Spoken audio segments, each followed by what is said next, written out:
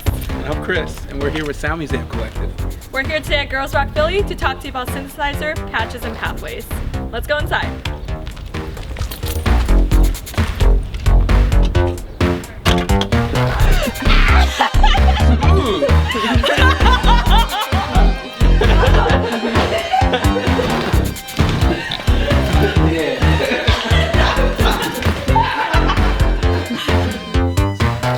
So before we start and kind of move into this, kind of discussion of synthesis and sound, we want to talk about some key components that we're kind of going to be touching back on as we go through this video and video series.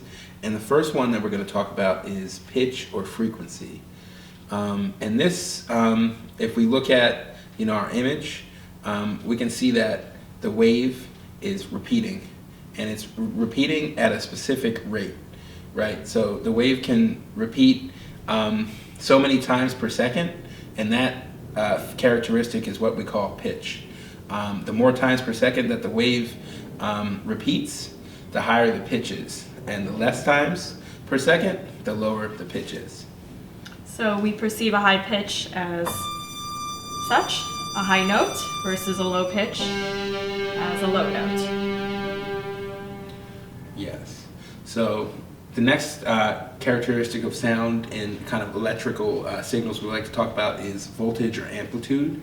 If you look at, again, our image, you can see that the sound is plotted through time, and it's also plotted by voltage or amplitude. And that kind of basically translates to the strength of the signal, the strength of the energy that it's putting through.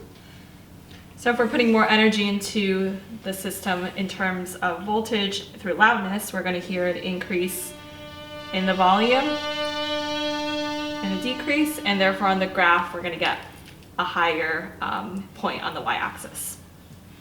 And so the final characteristic that we talk about is waveform. And kind of all of these three characteristics work together in our synth to create like the basic sounds that we hear and that we kind of alter. So each, in our image right now, we have a wave that's called a sine wave. It's kind of like a normal shaped wave.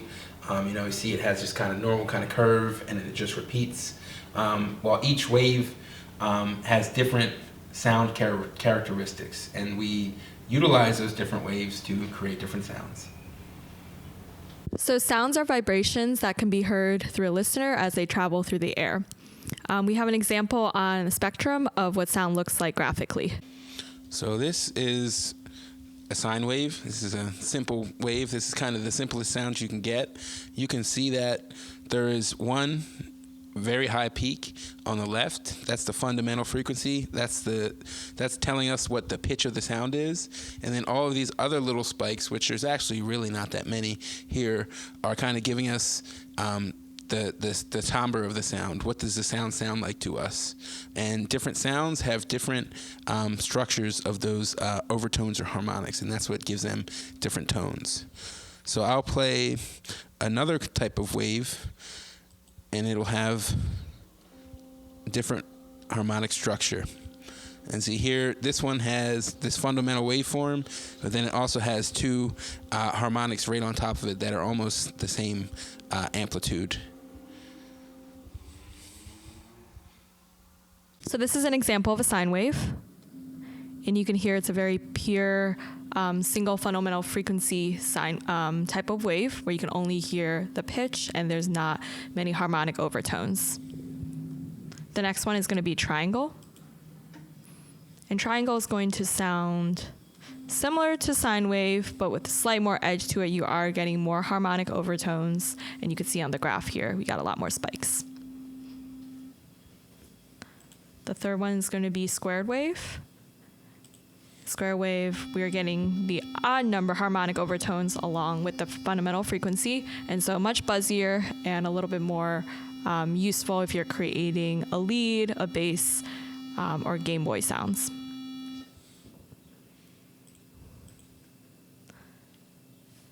Sawtooth wave is the most metallic sounding and intense of all the waveforms because it's the richest in harmonic overtones.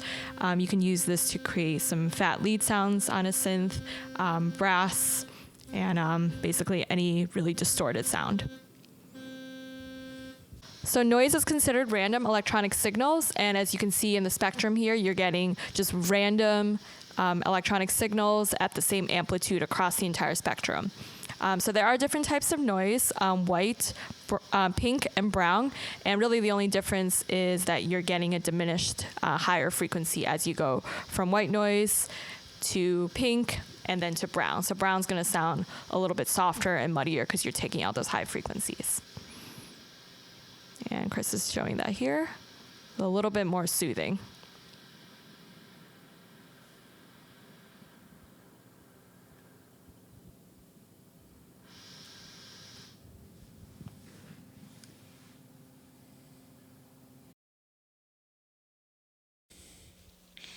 Okay, so now we're going to talk about subtractive synthesis.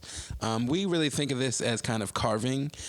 You have oscillators that are creating rich waveforms that are rich in harmonic content and kind of higher frequencies, and you're going to use tools via the filter and the envelope to kind of chisel out those sounds and shape them into something that's more pleasant or something that you want.